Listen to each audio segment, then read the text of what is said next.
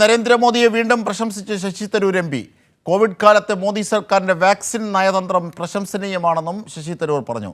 ആഗോള തലത്തിൽ സമ്പന്ന രാജ്യങ്ങൾ ചെയ്യാത്തതാണ് മോദി സർക്കാർ ചെയ്തതെന്നും ഇതോടെ ഇന്ത്യയുടെ ആഗോള പ്രതിച്ഛായ വർദ്ധിപ്പിച്ചുവെന്നും ശശി തരൂർ പറയുന്നു.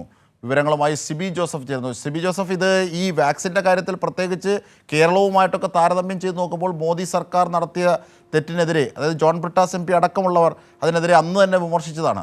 വാക്സിൻ ഒരു വിഭാഗത്തിലേക്ക് മാത്രം ഒതുക്കുന്ന രീതിയിൽ അതിന് പൈസ ഏർപ്പെടുത്തുന്നത് അടക്കം 50% അങ്ങനെയൊക്കെയുള്ള, അപ്പോൾ അത് വസ്തുതാപരമായി തെറ്റാണ്.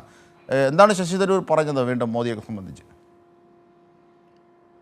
ജിംഷാദ്, അത് തന്നെയാണ് ഈ കോവിഡ് വാക്സിനും കോവിഷീൽഡുമായിട്ട് ബന്ധപ്പെട്ടെല്ലാം തന്നെയും അന്ന് തന്നെ നിരവധി വിവാദങ്ങളും വിമർശനമെല്ലാം തന്നെയും ഉയർന്ന പശ്ചാത്തലമുണ്ട്. മാത്രമല്ല, ഈ കോവിഡ് വാക്സിനുമായിട്ട് ബന്ധപ്പെട്ടെല്ലാം തന്നെയും അതിൻ്റെ പാർശ്വഫലങ്ങൾ ഉൾപ്പെടെയുള്ള കാര്യങ്ങളിലും ഇപ്പോഴും സംശയം ബാക്കി നിൽക്കുന്ന സ്ഥിതിവിശേഷം കൂടിയുണ്ട്. ആ സമയത്താണ് ഇപ്പോൾ കേന്ദ്ര സർക്കാരിനെയും നരേന്ദ്രമോദിയെയും വീണ്ടും പ്രകീർത്തിച്ചുകൊണ്ട് ശശി തരൂർ രംഗത്ത് വന്നിരിക്കുന്നത്. ഇതൊരു ഇംഗ്ലീഷ് മാധ്യമത്തിൽ നൽകിയ ഒരു ലേഖനത്തിൽ, അല്ലെങ്കിൽ ഒരു കോളം വാർത്തയിലാണ് ശശി തരൂർ ഇത്തരത്തിൽ വാക്സിൻ മൈത്രി എന്ന പേരിൽ നരേന്ദ്രമോദിയെയും കേന്ദ്ര സർക്കാരിനെയും വാനോളം പോഴ്ത്തുന്നത്. ഇതിൽ പ്രധാനമായും ശശി തരൂർ പറയുന്നത് ആഗോള ആരോഗ്യ നയത്തിൽ ഇന്ത്യ പ്രധാന പങ്കാളിയായി മാറാൻ ഈ ഒരു കോവിഡ് കാലത്ത് ഇന്ത്യക്ക് കഴിഞ്ഞു എന്നുള്ളൊരു പ്രശംസയാണ് തരൂരിൻ്റെ ഭാഗത്തു നിന്നുണ്ടാകുന്നത്.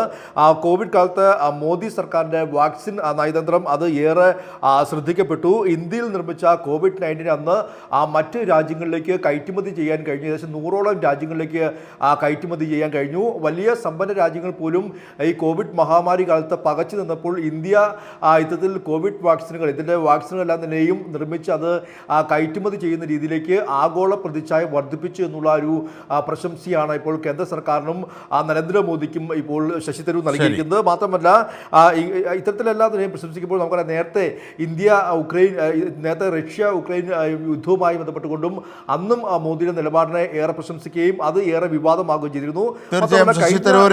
ൻ്റേത് വസ്തുതാവിരുദ്ധമായ കാര്യങ്ങളിന്മേൽ ആണ് മോദിയെ പ്രകീർത്തിക്കുന്നത്, പ്രശംസിക്കുന്നത് എന്നത് കൂടിയുണ്ട്.